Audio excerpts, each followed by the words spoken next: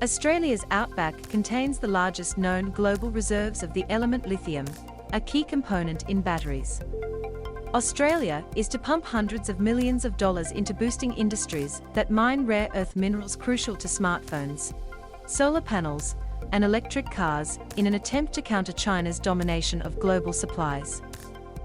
Scott Morrison, the Prime Minister, announced 240 million Australian dollars of new funding for critical mineral projects in Western Australia, promising that the state would become a powerhouse for Western allies and help to wean them off Chinese mined and refined supplies. Australia's Outback contains huge volumes of critical and rare earth minerals.